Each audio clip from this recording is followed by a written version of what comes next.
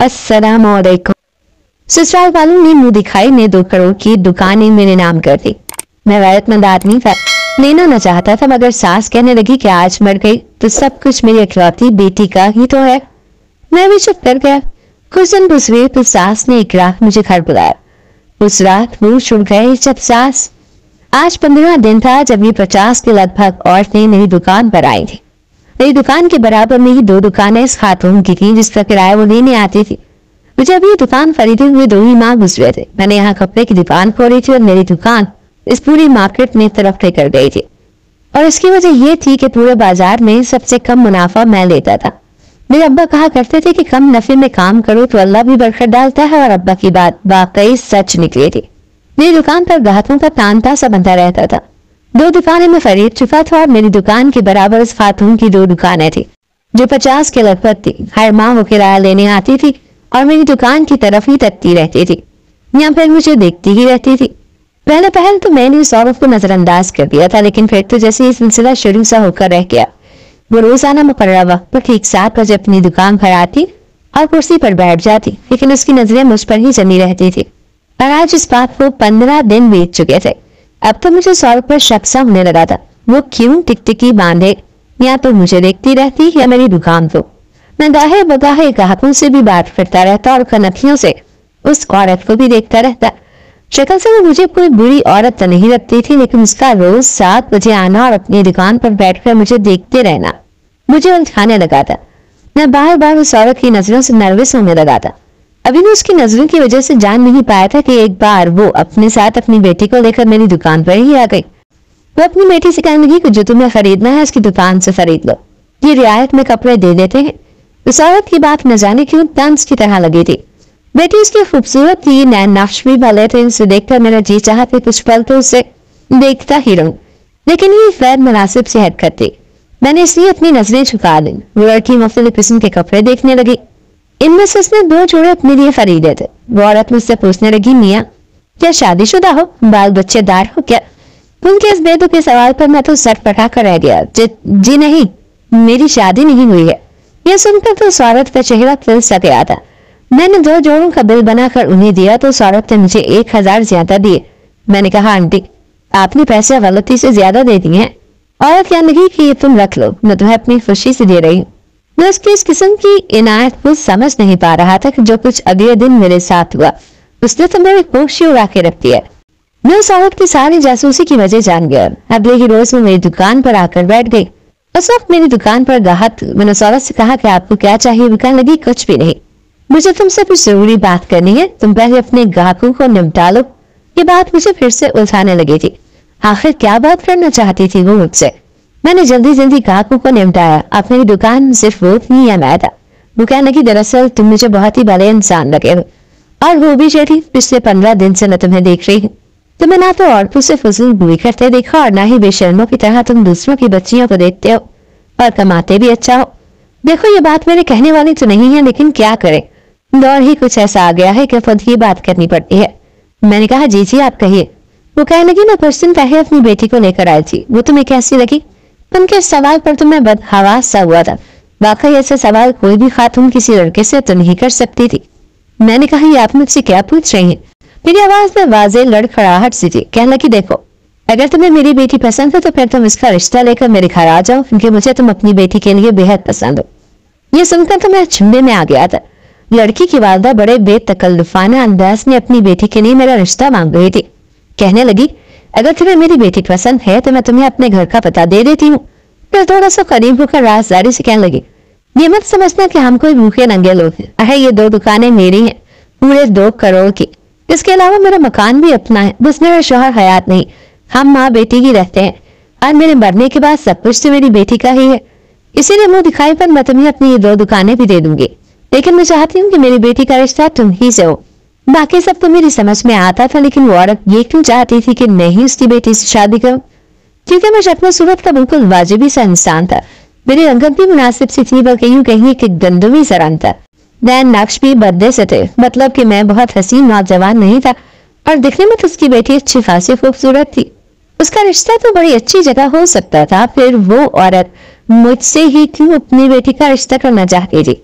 पहला ख्याल जो मेरे दिमाग में है वो ये था कि शायद उसकी बेटी को कोई मर्ज ही ना हो, न जाने क्यों मेरे पल्ले उसे बांधना चाह रही थी, या फिर वो कोई नफ्सियाती मरीजा ना हो। जो औरत मुझसे अपनी बच्ची की शादी करने के लिए अपनी दोनों दुकानें भी मेरे नाम करने को तैयार है। वो औरत बार बार मुझसे इस बात पर इसरार कर रही थी कि मैं अपने वालिदैन को उसके घर पर रिश्ते के लिए भेजूं। इसके बाद जब मैंने घर जाकर ये बात अपनी वालिदा को बताई तो वो भी मुझे हैरत से देखे जा रही थी। कहने लगी, ये क्या बात हुई? खुद ही उसने अपनी बेटी का रिश्ते के लिए तुमसे बात कर ली। मैंने कहा, अम्मा ये बात तो मुझे भी समझ नहीं है, लेकिन वो बार बार ये कह रही हैं कि अपने अम्मा को रिश्ता लेकर भेजो।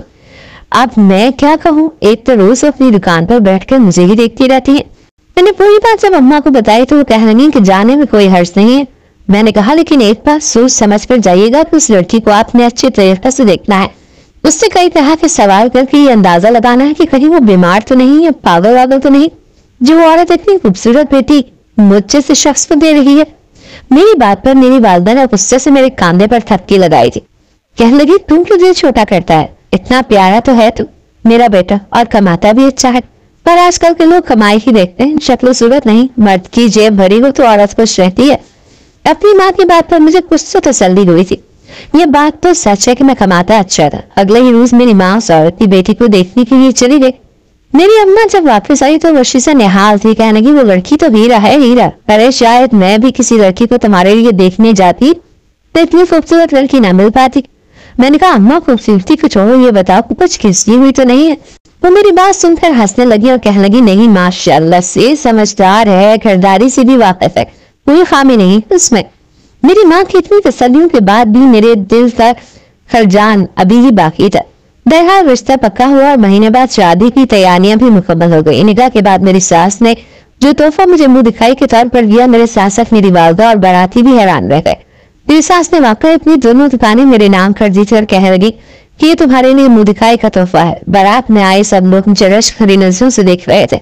मैं बहुत खुश था, हालांकि ना तो मुझे दुकानों की जरूरत थी और ना ही मैं लालची किस्म का शख्स था। बहरहाल मैं दुल्हन को रुखसती करवाकर अपने घर ले आया। मेरी बीवी न सिर्फ खूबसूरत थी बल्कि बिल्कुल ठीक ठाक थी। मैं उसकी संगत पाकर बेहद खुश था। हमारी जिंदगी खुशियों से भर के रह गई थी। मेरी बीवी मेरी वालिदा की खिदमत भी करती थी और मुझे भी खुश रखती थी। फिर मेरी बेटी ने हमारी खुशियों को चार चांद लगा दिए। मैं अपनी जिंदगी में मसरूफ हो गया था। जो कुछ मैं कमाता लाकर बीवी के हाथ में रख देता, क्योंकि मेरी बस एक वालिदा ही तो थी जिन्हें इस बात पर एतराज ना था। घर का निजाम सब बीवी के हाथ में था। एक दिन मैं घर पर आया तो मेरी बीवी का मुंह सिंजा हुआ था। न जाने किस बात पर नाराज थी। मुझसे सीधे मुंह बात भी नहीं कर रही थी। मैंने वजह पूछी तो कहने लगी, आपको मेरी माँ का जरा भी ख्याल नहीं? मुझे देखे मैं पूरा दिन आपकी वालिदा की खिदमत में गुजार देती हूँ। मैंने कहा, क्या हुआ नजमा, मुझे कुछ बताओ तो सही। वो कहने लगी कि मेरी माँ ने खुशी से आपके नाम दुकानें लगा दी। 2 करोड़ की दुकान की मिल्कियत आपके हाथ में रहते, आप अपनी 2 दुकानों में काम करते हैं, वहाँ 4 में शुरू हो गया। 1 साल में कितनी ज्यादा तरक्की हो गई आपके काम की। लेकिन आपको एक बार भी यह ख्याल नहीं आया कि मैं किराया ही अपनी सास को दे दिया करूं, उनका घर कैसे चलता होगा। मेरी माँ तो फाकों में आ गई। आज मैं अम्मा से मिलने गई तो पड़ोस के घर से सालन मंगवा कर मेरे आगे रखा, लेकिन एक बार भी जबान पर शिकवा नहीं गई। क्या हर्ष था कि किराया ही आप मेरी अम्मा को दे देते? ये सुनकर मुझे बेहद अफसोस हुआ। मैंने कहा, मैं जो कुछ कमाता हूँ तुम्हें तो ला कर देता हूँ, तब इसमें से अपनी वालिदा को दे दिया करो। वो कहने लगी, मेरे हाथ से मेरी माँ कभी नहीं देगी। आप क्यों नहीं समझते हैं? यही कहेगी कि तुम क्यों अपने शोहर से मेरे लिए पैसे मांगती हो। मैंने कहा, ठीक है, फिर मैं कल खुद जाकर उनके हाथ में पैसे रखूंगा, जितने तुम कहोगे। वो कहने लगी, नहीं, मेरी माँ बेगैरत नहीं है जो दामाद से पैसे ले। मैंने कहा, फिर क्या करूं? वो कहने लगी, ऐसा करें कि अपनी दुकानें मेरे नाम कर दें। मैं अपनी वालिदा से कहूंगी कि मैंने आपसे दुकानें ले ली है, इसलिए वो मुझसे इसका किराया ले, और अगर वो नहीं लेंगी तो मैं उनसे नाराजगी का ड्रामा रचाऊंगी, वो खुद रख लेंगी। उन्हीं दिनों मेरी बीवी दूसरी बार उम्मीद से थी और इस बार डॉक्टर ने कहा था कि कोई भी परेशानी न दी जाए। पर उसकी बातें मुझे इतनी गैर मुनासिब भी न लगी। दुकानें मेरे नाम होती है, इनके नाम क्या फर्क पड़ता था। चलो, उसकी वालिदा का भी घर चलता रहता। मैंने चंद दिन नहीं सारी दुकानें अपनी बीवी के नाम कर दी। मेरी बीवी ने दूसरी बार भी बेटी को जन्म दिया, लेकिन दूसरी बेटी की पैदाइश पर मेरी वालिदा कुछ परेशान हो गई। उनकी ख्वाहिश पोते की थी। नजमा भी रोने लगी।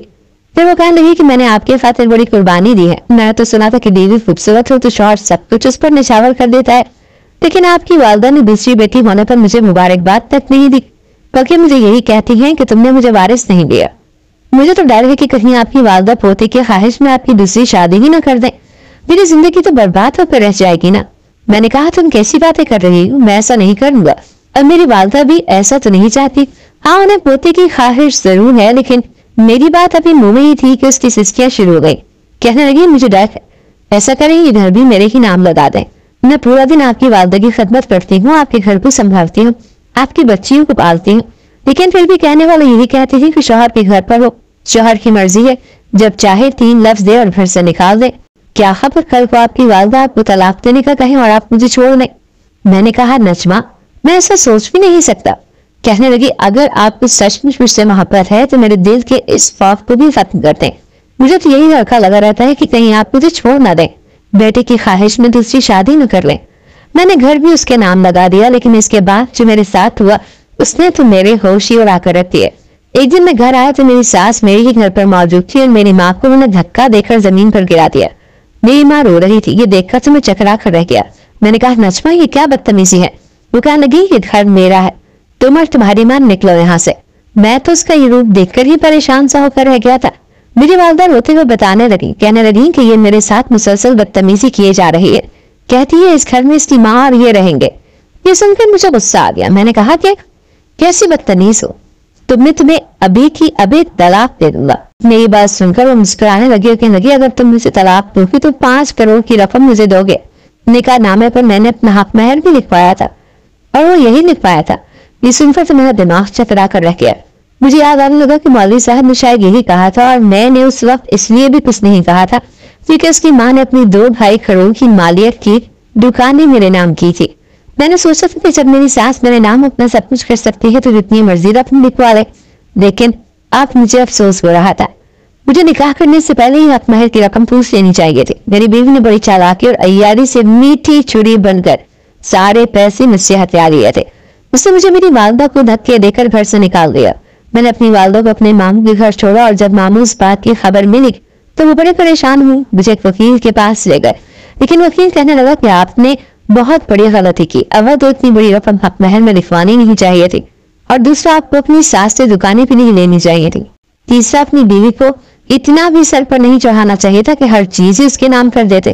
میں نے کہا اگر میرے پاس پیسے کا بندوبست ہو بھی جائے تب بھی میں اپنی بیوی کو چھوڑ نہیں سکتا. میری 2 بیٹیاں بھی ہیں.